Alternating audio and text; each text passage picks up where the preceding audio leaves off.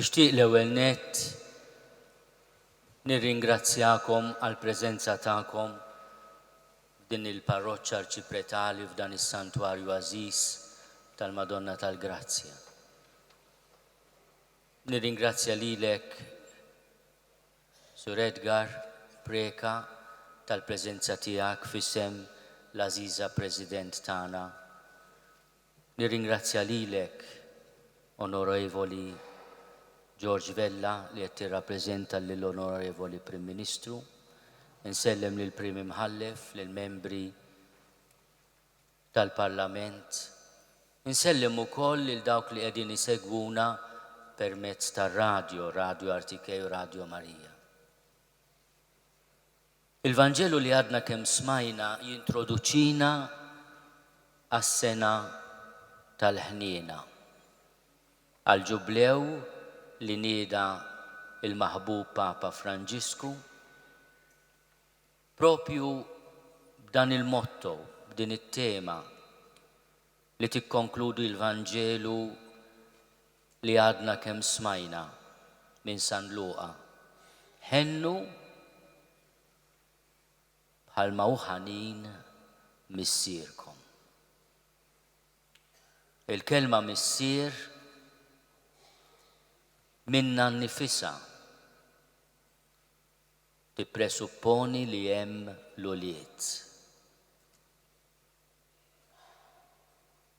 Min wieled għandu missier. U l-missier isir missier malli jkollu l-ewwel nisel tiegħu. Meta Ġesu għallimna nitolbu, għalilna itolbu hekk: missierna li inti fis-smewwiet. Jitqaddes ismek, tiġi saltnatek. Aħna niċċelebraw is-solennità ta' Ġesu Kristu Sultan tal-ħolqien kollu. Waħedha tiġina l-mistoqsija: Sultan ta' min? U x'jiġifieri Kristu Sultan? Xi tfisser it-talba li għallimna tiġi saltnatek? Wara kollox l-ewwel messaġġ tiegħu kif ħalla s-sena tal-Mastru Daxxa li kien tgħallem minn missieru Giuseppi f'Nażaret u beda jgħallem kienet: indmu u emnu fil-bxara tajba, is-saltna ta' Alla waslet. Ħin minnhom jgħidilhom is-saltna ta' Alla hija f'nofskom. Is-saltna ta' Alla hija hu stess, Ġesu stess. Quddiem Pilatu, arrestat u umiljat, ma jiċħadx li huwa sultan. Jgħidu lil Pilatu, lill-awtorità ċivili li kienet qiegħda tiġġudikah: is-saltna tiegħi mhijiex saltna ta' din id-dinja. Il-Papa Franġisku dalgħodu fil-ħsieb li offra għall-Angelus f'nofsinhar għamel din l-osservazzjoni: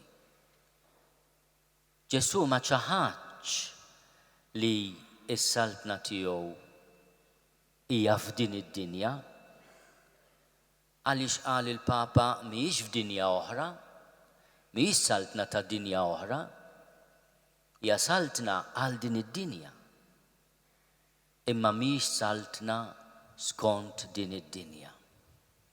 Papa Franġisku qal mhix saltna mibnija fuq l-arroganza jew il-manipolazzjoni tal-kuxjenza ta' ħaddieħor, mhijiex saltna ta' seta' temporali. Allura s-saltna hi. Il-liturġija tgħidilna li hija saltna ta' paċi, saltna ta' maħfra, saltna ta' għaqda. Meta naqraw dan il-Vanġelu, nifmu li l-ġublew tal-ħniena mhux sempliċement li jiena naraf id-djufija tiegħi li hija l-esperjenza tagħna ta' kuljum. U nitlob maħfra ta' dnubieti quddiem il-mulej u nilqa' il-maħfra tiegħu. Is-sena tal-ħniena trid twassalni għal atteġġjament ta' maturazzjoni kbira, dak li fuq jitkellem il-mulej. Il-mulej qed jgħallimna biex aħna l-insara forsi llum iżjed minn qatt qabel ikollna din is-seta spiritwali li jixtieq ħafna jgħaddiha lilna meta jgħaddilna ħennu bħalma ħanin missierkom. Is-seta li quddiem il-vjolenza ta' din id-dinja, quddiem l-inġustizzja, quddiem it-terrorizmu, aħna ma nirrispondux bl-istess lingwaġġ. Imma jkollna il-qawwa li ġejja minnu li nirreżistu għat-tentazzjoni, li nirrispondu bi vjolenza għal vjolenza, bil-vendetta għal ħsara li ssir. Dan hu li tfisser taħfer lill-għadu tiegħek. Ma jfissirx li tgħidlu kemm għamil tajjeb ħabib tajtni daqqa ta' ħarta ta' erġa' tini oħra. Il-mulej meta jitkellem tant qawwi fuq li inti min jagħtik bil-ħarta fuq naħa waħda iddawwarlu wiċċek ħalli jagħtik fuq in-naħa l-oħra, qed jantiċipa l-atteġġjament tiegħu f'nhar il-ġimgħa l-kbira. Ma offrix reżistenza għal dawk li sawtuh lil min taħdaqqa ġew wiċċu qallu imma għaliex għamilta ħabib? Għaliex għamilta? Għaliex għamiltek? U li fit-tħulitu ta' 40 jum ġie mħabbar minn Xmun il-profeta fit-tempju bħala sinjal li meruh. Għallimna li quddiem ir-rifjut, il-vjolenza tad-dinja, in-nisrani irid jirrispondi b'lingwaġġ differenti. Fuq is-salib ħallihom mhux biss joħdulu l-mantar imma anke l-libsa. Tant li ma qasmuhiex bejniethom imma tellawha bix-xorti. Qalu din ma naqsmuhiex. U għalhekk dak kollu li qed jitlob minna jfakkarna li rridu nħarsu lejh kurċifiss fuq is-salib biex nitalmu ir-risposta fondamentali tal-ħniena. L-aħwa. Ejjew bħala nsara, bħala knisja, bħala soċjetà, nieħdu l-opportunità li tatina din is-sena qaddisa tal-ħniena biex naħfru tassew minn qalb lil xulxin. Biex inkomplu il-proċess ta' rikonċiljazzjoni li għad irid ikompli, imma nkompluh, ma nwaqfuhx. Ejjew meta niftakru kemm weġġajna lil xulxin ngħidu hemm bżonn nieqfu. Inkunu vittmi ta' dnubiet tagħna nfusna. Hemm bżonn nieqfu mill-impattuha lil xulxin, nużaw kliem miebes kontra xulxin. U għalhekk inkunu tassew qegħdin nagħmlu l-isbaħ opri tal-ħniena. Ħennu bħalma uħanin missierkom. Din il-ġimgħa aħna konna skossi bħala nies li nħossuna waħna Ewropew mid-daqqa ta' stallett tat-terrorizmu. Kif se nirrispondu għal tant violenza? Aħna li aħna komunità ta' fidi, meta nisemgħu li dawn l-affarijiet orribbli isiru fisem Alla, nitkexkxu. Bħalma qal il-Papa, hija l-ikbar dawwa. Int li tuża dik il-vjolenza li toqtol nies innoċenti qegħdin jifirħu bil-ħajja tagħhom u taqtolhom fuq qasir il-għomor, inti qed tagħmel l-ikbar ħsara, qed toffendi l-qalb tal-ħallieq.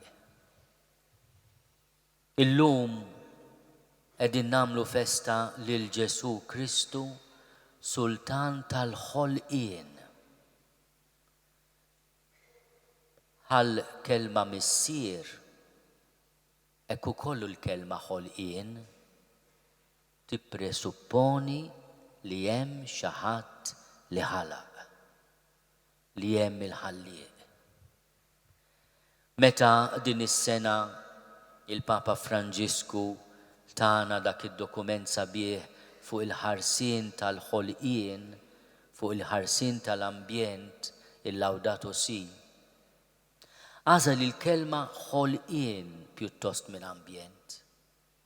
Għax il-ħolqien huwa l-ambjent li aħna ngawdu, imma ifakkarna dil-kelma tfakkarna li dik iż-sbuħija li aħna bżonn inħarsu anke jekk hija ambjent mibni huwa don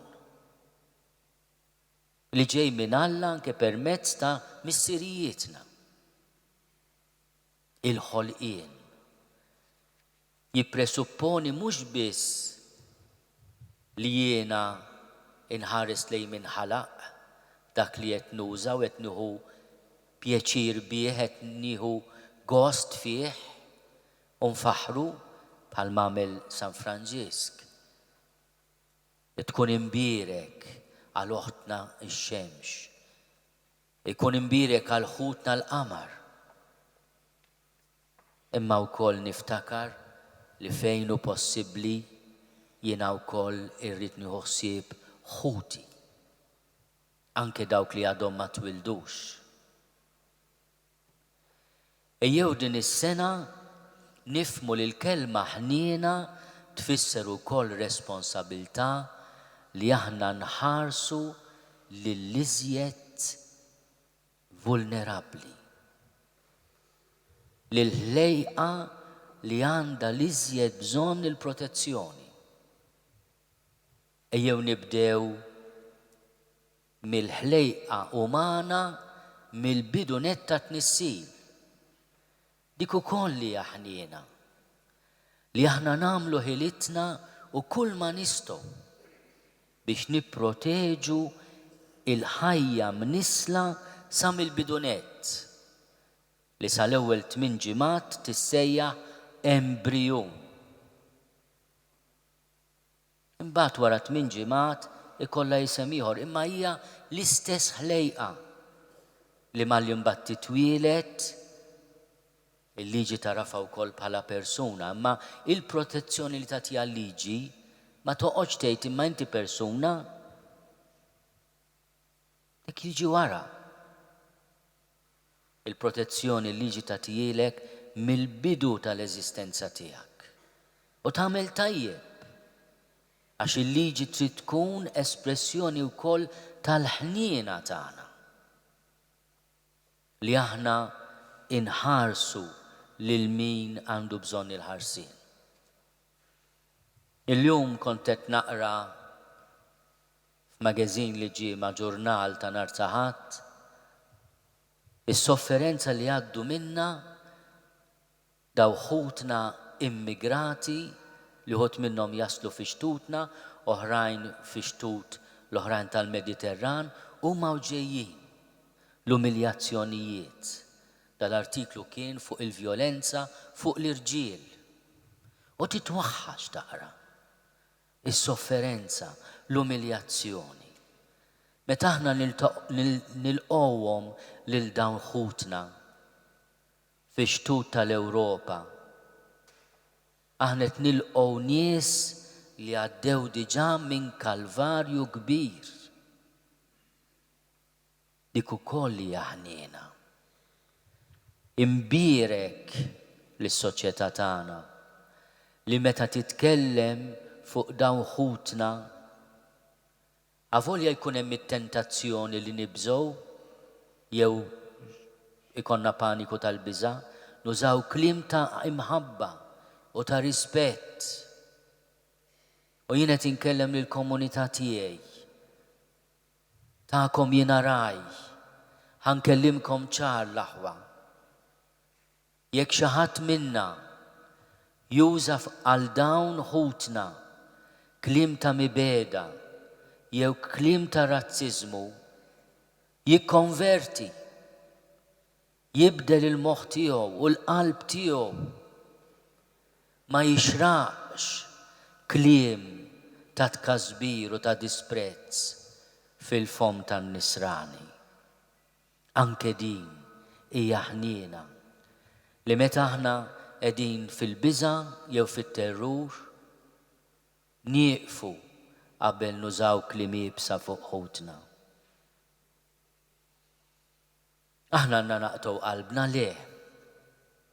Kultant naqtaw qalbna minħabba d-djufija tagħna. U d-djufija tagħna magħrufa u jekk ninsewha nkunu boloħ.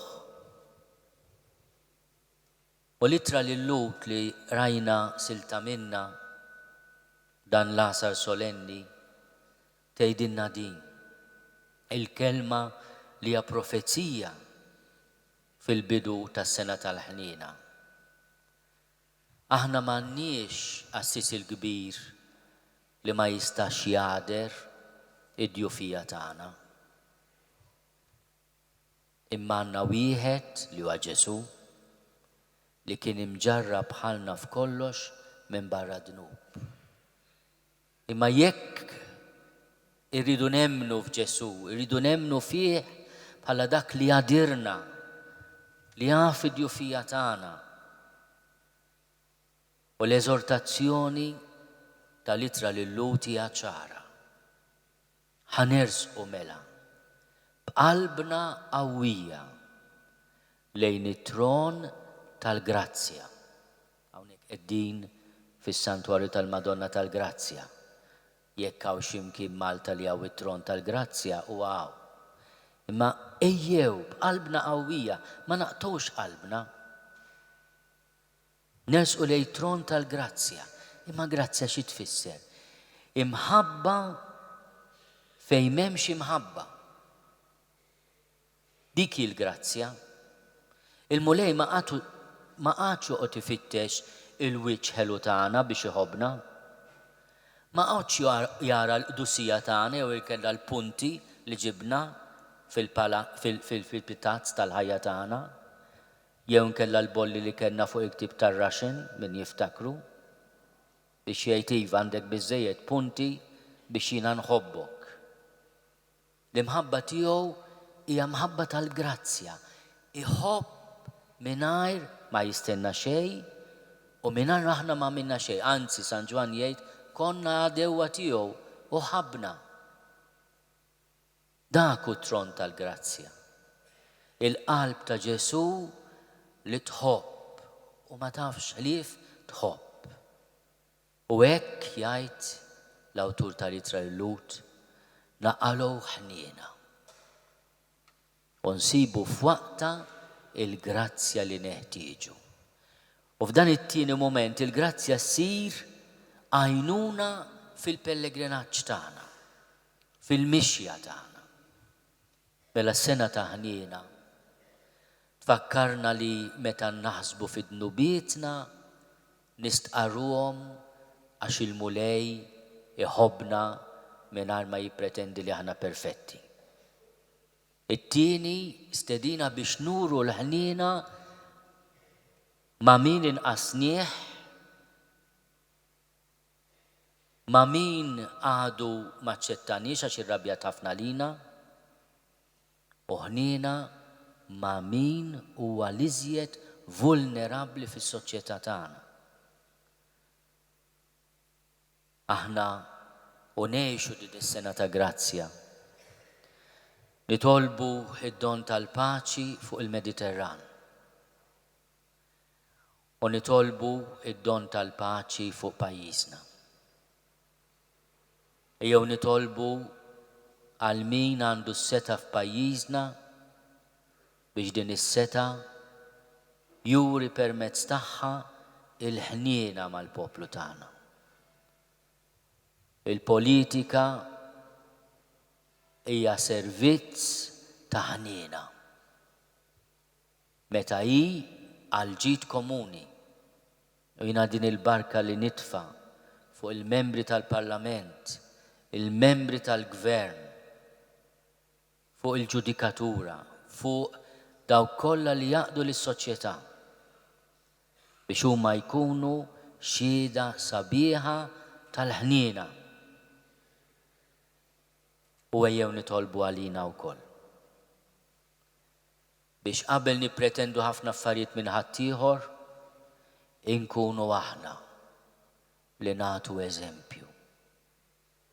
Li aħna parti minn dis-saltna ta' paċi, ta' għaqda, ta' maħfra, is-saltna ta' Ġesu.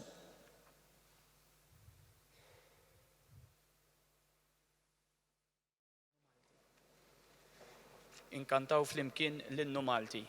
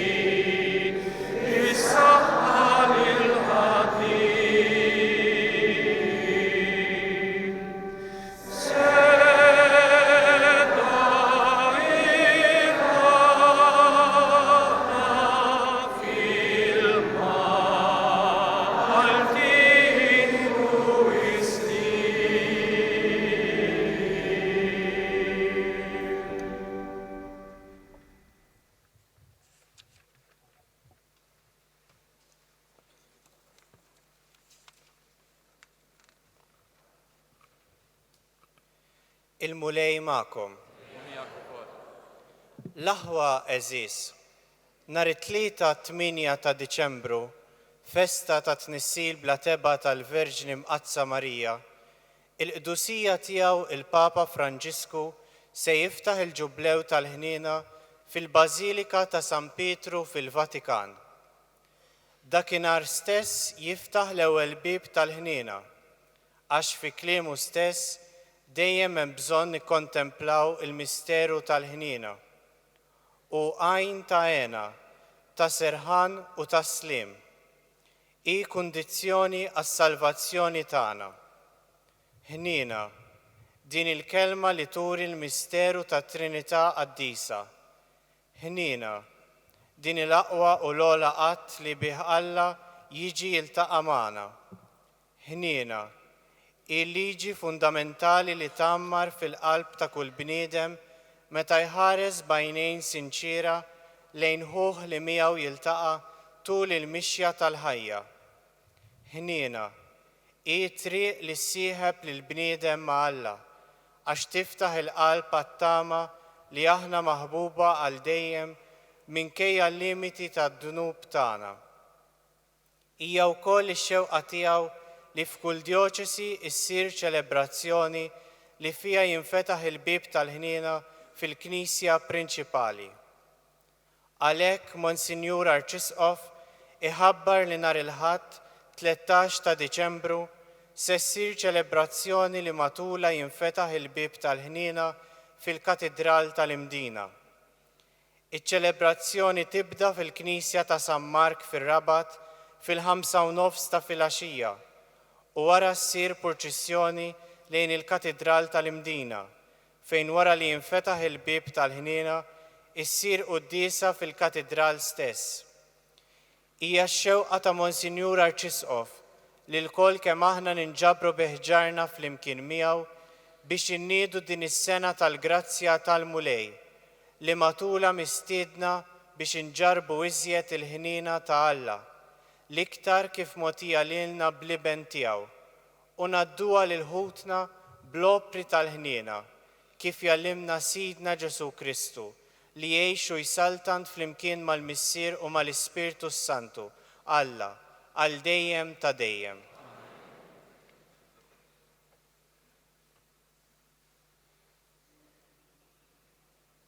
Inkantaw l-aħħar innu u Marija Fawara tal-Grazzi.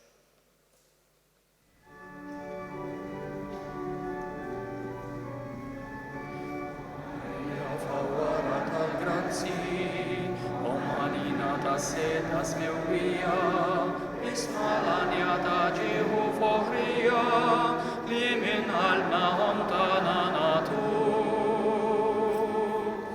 Islim għalik bint l-Etern Missier Allah. Islim għalikom Ġesu fix ħubija. Islim għalik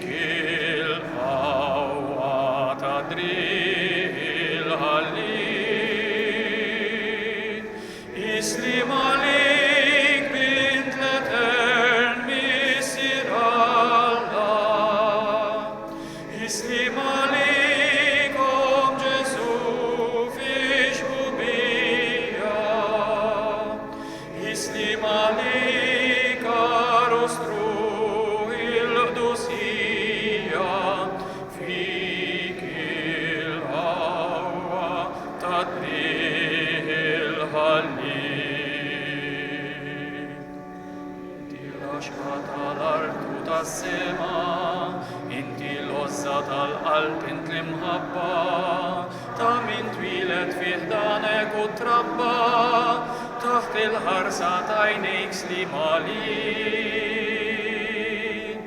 Islim għalik bint l-Etern Missier Allah. Islim għalikom Ġesu fix ħubija. Islim għalik Arus Ruħ il-Dusija fik il-qawwa tadrih il-ħalli. Islim għalik